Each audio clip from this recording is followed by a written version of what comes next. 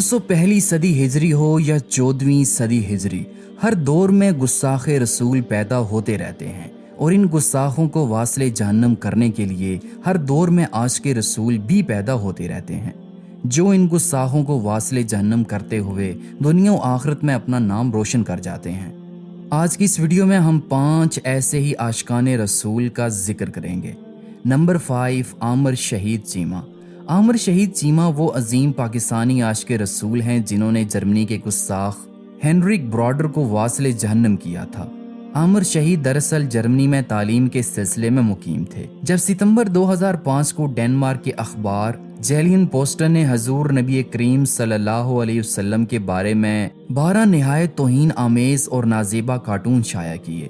پھر مسلمانوں کو مشتعل کرنے کے لیے ایک سوچی سمجھی سازش کے تحت جنوری 2006 میں 22 ممالک کے 75 اخبارات اور رسائل نے ان کارٹونوں کو دوبارہ شائع کیا۔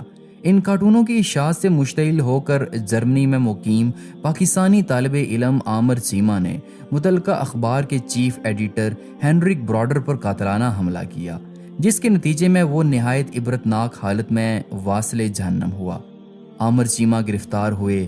جرمن پولیس اور مختلف حکومتی ایجنسیوں نے برلن میں جیل میں موجود عامر شہید پر 44 دن تک ذہنی اور جسمانی ٹارچر انہیں کرتے رہے اور ان پر تشدد بھی کیا گیا۔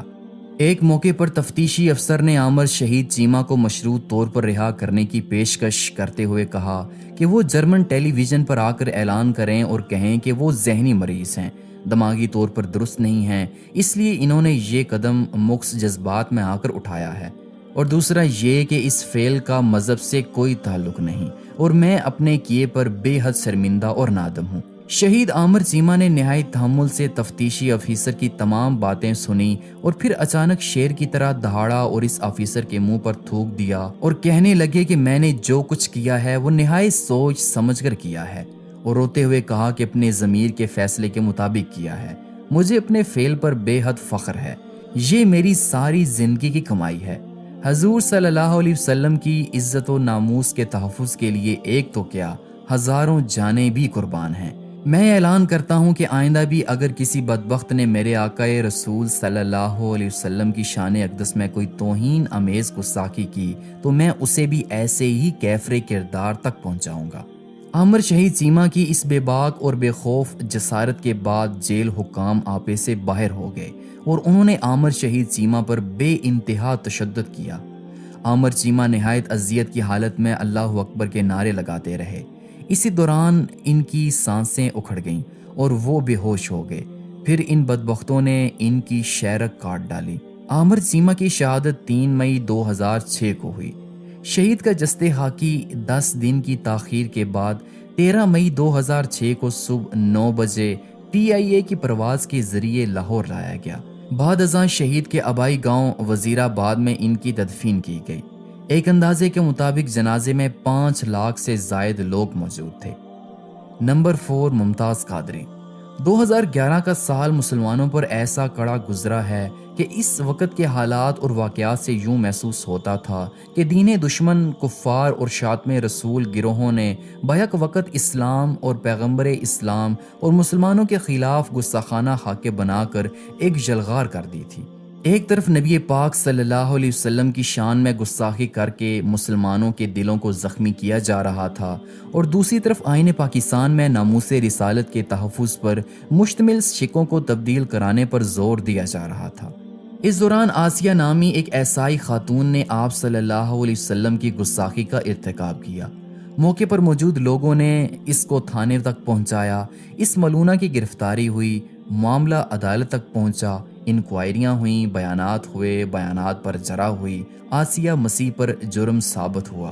عدالت نے اس کو قانون کے مطابق سزائے موت سنائی۔ ادھر اس وقت صوبہ پنجاب پر مسلط کیا گیا گورنر، جس کا نام سلیمان تاثیر تھا، جو تنخواہ اور مراد تو پاکستان سے لیتا تھا، لیکن وہ نوکری اہل مغرب کی کیا کرتا تھا، جس نے گورنر پنجاب ہوتے ہوئے آسیہ مسیح سے جیل میں جا کر ملاقات کی اور اس کو رہا کرانے کی یقین دہانی کرائی۔ میڈیا سے گفتگو کرتے ہوئے گورنر نے کہا کہ آسیہ کو گستاخی رسول کی وجہ سے جو سزا سنائی گئی وہ انسانیت کے خلاف اور بڑی ظالمانہ سزا تھی۔ اس کے علاوہ سلیمان تاثیر نے قرآن و سنت کی روشنی میں بننے والے قانون 295C کو کالا قانون کہہ دیا تھا۔ قانون تحفظ ناموس رسالت پر اپنا آخری پیغام اس نے ٹویٹر پر جو لکھا وہ یہ تھا: مجھ پر توہین رسالت قانون کے سلسلے میں دائیں بازو کی قوتوں کے سامنے جھکنے کے لیے شدید دباؤ ہے، تاہم اگر میں اس موقف پر آخری شخص بھی رہ گیا تب بھی ایسا نہیں کروں گا۔ میں ایسے لوگوں کو جوتے کی نوک پر رکھتا ہوں۔ اس دوران ممتاز قادری، جو کہ 2008 میں ایلیٹ فورس میں شمولیت اختیار کر چکے تھے، وہ اس ملعون کی سیکیورٹی پر مامور تھے۔ ممتاز قادری کا تعلق ملک برادری سے تھا اور وہ پاکستان کی پنجاب پولیس کے کمانڈو یونٹ ایلیٹ فورس کے ایک سپاہی تھے۔ انہوں نے سلیمان تاثیر کے اس بیان پر 4 جنوری 2011 کو اسلام آباد کو حصار مارکیٹ کے باہر سلیمان تاثیر کو 27 گولیاں مار کر اپنے سینے کی آگ گستاخ رسول کے خون سے بجھائی، اور یوں گستاخ رسول زخموں کی تاب نہ لاتے ہوئے ہلاک ہو گیا۔ سلیمان تاثیر کو قتل کرنے کے بعد ممتاز قادری نے فوراً گرفتاری پیش کر دی۔ 1 اکتوبر 2011 کو دہشت گردی کی عدالت نے جج پرویز علی شاہ نے آپ کو 2 مرتبہ سزائے موت اور 2 لاکھ روپے جرمانے کی سزا سنائی، اور اپنے فیصلے میں کہا کہ آپ نے جو کام کیا وہ اسلام کی روح سے ٹھیک ہے، مگر ملکی قانون کے تحت آپ کو سزا سنائی جا رہی ہے۔ عوامی رد عمل کے خوف سے ممتاز قادری کو شہید کرنے کا منصوبہ مکمل طور پر خفیہ رکھا گیا۔ رات کو آپ معمول کے مطابق آرام کر رہے تھے کہ نیند سے بیدار کر کے بتایا گیا کہ صبح آپ کو پھانسی دی جائے گی۔ آپ نے سفید لباس زیب تن کیا اور واسکٹ پہنی جس پر پاکستانی پرچم کا بیج آویزاں تھا۔ ادھر پولیس کی گاڑیاں آپ کے گھر کے باہر پہنچی اور اہل خانہ سے کہا کہ غازی صاحب کی طبیعت خراب ہے، خیر و عافیت دریافت کرنے کے لیے ہمارے ساتھ چلیں۔ آپ کو پھانسی دینے کے لیے 4 بجے کا وقت طے تھا۔ اہل خانہ سے ملاقات کے بعد آپ نے آب زمزم اور رجوع کھجوروں سے سحری کر کے روزہ رکھا، نماز تہجد ادا کی اور وقت مقرر سے قبل ہی پھانسی گھاٹ کی طرف جانے لگے۔ آپ 29 فروری 2016 بروز سوموار صبح 4 بجے نعرہ ہائے تکبیر و رسالت لگاتے ہوئے بارگاہ رسالت میں حاضر ہو گئے۔ نمبر 3، غازی علم الدین شہید۔ غازی علم الدین شہید 3 دسمبر 1908 کو لاہور کے ایک علاقے کوچہ چابک میں سوارہ میں پیدا ہوئے۔ آپ پیشے کے لحاظ سے فرنیچر سازی کا کام کرتے تھے۔ آپ تب منظر عام پر آئے جب لاہور کے ایک ناشر راج پال نے بدنام زمانہ کتاب رنگیلا رسول شائع کی تھی، جس پر مسلمانوں میں سخت بے چینی پھیل گئی۔ مسلمان رہنماؤں نے انگریز حکومت سے اس دل آزار کتاب کو ضبط کرانے اور ناشر کے خلاف کارروائی کا مطالبہ کیا۔ مجسٹریٹ نے ناصر کو صرف 6 ماہ قید کی سزا سنائی، جس کے خلاف مجرم نے ہائی کورٹ میں اپیل کی، جہاں جسٹس دلیپ سنگھ مسیح نے اس کو رہا کر دیا۔ انگریز حکومت کی عدم توجہی پر مایوس ہو کر مسلمانوں نے متعدد جلسے جلوس منعقد کیے، مگر انگریز حکومت نے روایتی مسلم دشمنی کا مظاہرہ کرتے ہوئے دفعہ 144 نافذ کر کے الٹا مسلمان رہنماؤں کو ہی گرفتار کرنا شروع کر دیا۔ مسلمانوں میں یہ احساس پیدا ہونے لگا تھا کہ حکومت وقت ملعون ناشر کو بچانے کی پالیسی پر عمل پیرا ہے، اور یہ کہ اس ملعون کو کیفر کردار تک پہنچانے کے لیے ان کو خود ہی کچھ کرنا ہوگا۔ غازی علم الدین کی غیرت ایمانی نے یہ گوارا نہ کیا کہ یہ ملعون اتنی آسانی سے بچ نکلے۔ آپ نے اس کو اس کے انجام تک پہنچانے کا فیصلہ کر لیا۔ آپ نے 29 مئی 1929 کو راج پال کی دکان کا رخ کیا۔ اس وقت یہ ملعون اپنی دکان پر ہی موجود تھا۔ غازی نے ایک ہی بھرپور وار میں اس بدبخت کا کام تمام کر دیا۔ اس کے دکان کے ایک ملازم نے قریبی تھانے انارکلی کو خبر دی، جس پر پولیس نے آپ کو گرفتار کر لیا۔ آپ اس واقعے کے بعد نہ صرف مکمل طور پر پرسکون رہے بلکہ آپ نے فرار ہونے کی بھی کوشش نہیں کی۔ آپ نے اس کارروائی کا اعتراف کیا اور گرفتاری پیش کر دی۔ مقدمہ ایڈیشنل ڈسٹرکٹ مجسٹریٹ لوئس کی عدالت میں پہنچا، جس نے آپ پر فرد جرم عائد کر کے صفائی کا موقع دیے بغیر مقدمہ سیشن کورٹ میں منتقل کر دیا۔ آپ کی جانب سے سلیم بار ایٹ لا پیش ہوئے جنہوں نے آپ کے حق میں دلائل دیے، مگر نیپ نامی انگریز جج نے آپ کو 22 مئی 1929 کو سزائے موت کا حکم سنایا۔